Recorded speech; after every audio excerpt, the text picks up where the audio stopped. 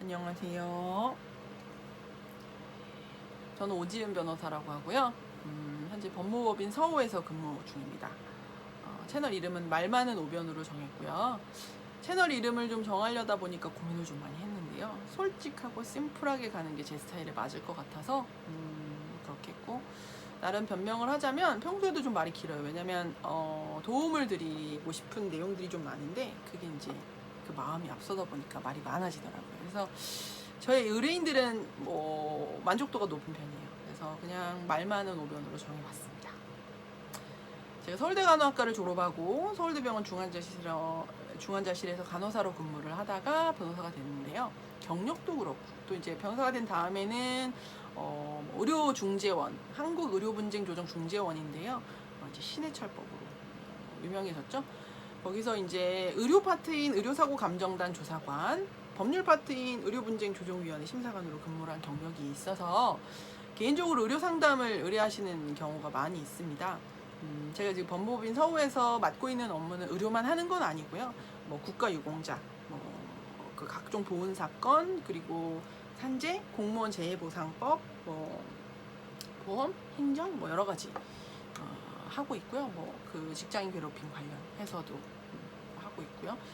사건 자체에 대해서 이제 상담을 해야 될 경우가 많은데, 특히나 의료 사건은 이제 해드리기 전에 저와 준비하셔야 될 게 몇 가지 있어가지고 이 부분을 계속 뭐 반복하다 보니까 차라리 영상으로 찍어서 뭐 도움 필요하신 분들이 언제고 찾아보면 좋겠다 싶어서 이제 영상을 준비하는 거고요. 지금부터 말씀드리는 건 제가 상담을 하게 되는 순서에 따른 것이라는 걸 참고하시기 바랍니다.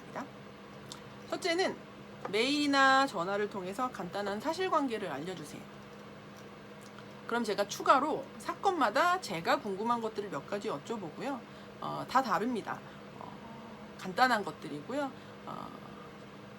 그 부분에 대해서 확인을 하고, 저한테 상담을 의뢰하시는 분들이 특징이 뭐냐면 다른 변호사님들을 만나고 오시거나 다른 변호사님과 소송을 준비 중이시거나 실제로 소송을 하고 계시거나 아니면 다른 변호사님들 자체가 많으세요. 이제 의료 분석을 직접 하는 변호사다 보니까, 의무 기록 분석이죠. 직접 하는 변호사다 보니 뭐가 좀 안 풀릴 때, 아니면 뭐 다른 소견이 듣고 싶을 때, 어떤 뾰족한 수가 없나, 뭐 어떤 방법이 있을까에 대해서 고민할 때 이제 저를 많이 찾아주시고 도움을 많이 받아 가십니다. 그래서 사건 해결을 위해 음지에서 활동을 하고 있죠.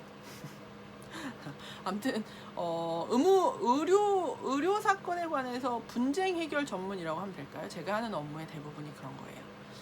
아무튼 두 번째로 넘어가겠습니다. 두 번째는 진료 기록하고 이제 재반 자료들을 준비하셔야 됩니다.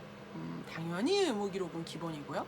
기타 서류에 대해서는 사건별로 다 달라요. 그래서 제가 사건에 관해서 들어보고 이제 저도 궁금한 걸 물어보고 필요한 걸 요청을 드리면 이제 가지고 오시면 되는데, 제가 요청드린 게 요만큼일 수 있는데요. 실제로 갖고 요만큼밖에 없어요 하시는 경우는 있는데 괜찮아요. 하지만 뭐 전부가 없다 그러시면 제가 최소한 요거는 갖고 오세요 이런 식으로 얘기를 해드리니까 전화하시면 이제 그런 부분 때문에 제가 물어보고 이제 의사소통을 짧게 하게 되고요. 세 번째는 해당 자료의 양을 체크하시는 겁니다. 그러면 변호사는 시간과 체력이라는 한정된 자원을 기반으로 움직이는데요.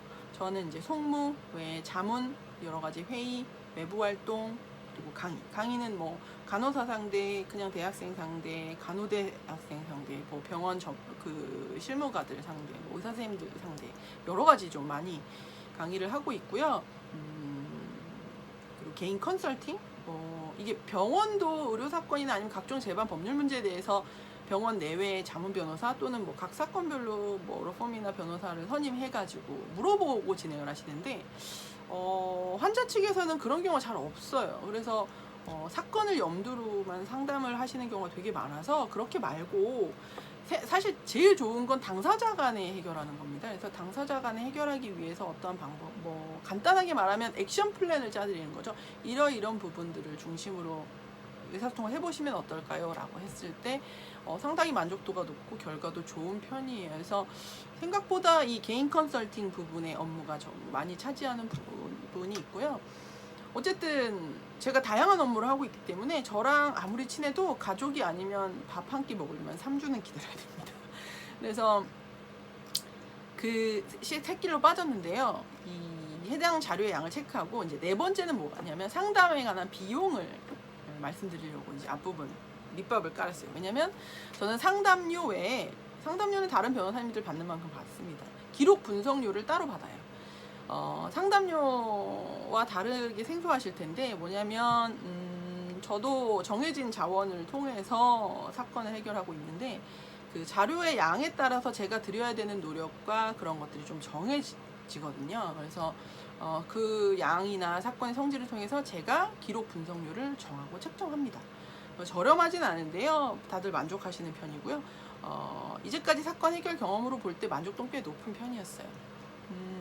기록 분석료에 대해서 말씀드리면 보내주시는 자료 양에 따라 제가 정하고요. 의무 기록은 종류가 굉장히 많습니다. 그래서 한 사건에서 통째로 보고 제대로 액션 플랜을 짜드리려면 제 입장에서는 되도록 전부의 자료가 필요한데요. 그리고 그렇게 상담을 받으실 걸 권해요. 근데 일부 자료만 받아오시면 당장의 비용은 좀 저렴할 수 있지만 그걸 전체 사건 해결책으로 삼기 적절하지 않은 경우가 있었고 실제로 그런 경우가 있었어요. 상담을 하시고 만족하셔서 수임을 하러 하시겠다고 이제 다시 오셨는데 저는 수임료를 받기 전에도 상담료를 받고 상담을 해드렸잖아요. 수임을 하기 전에도 다시 한번 그 기록 전부를 요청드린 다음에 확인하고서는 수임료를 받습니다. 근데 전체 기록을 보니까 제가 요 퍼즐로 맞출 수 없는 사건이라고 판단을 해서 돌려보내드린 사건이 있었거든요. 그래서 그 이후로는 절대 되도록 전부를 가지고 오시도록. 그리고 그건 저라는 변호사 말 많은 오변의 신빙성과도 연결이 되는 거기 때문에 제가 정한 원칙이에요. 그래서 저와 상담하시는 분들이 이제 다른 변호사님들을 거쳐서 오시거나 더블 체킹 하시는 경우가 많은데요.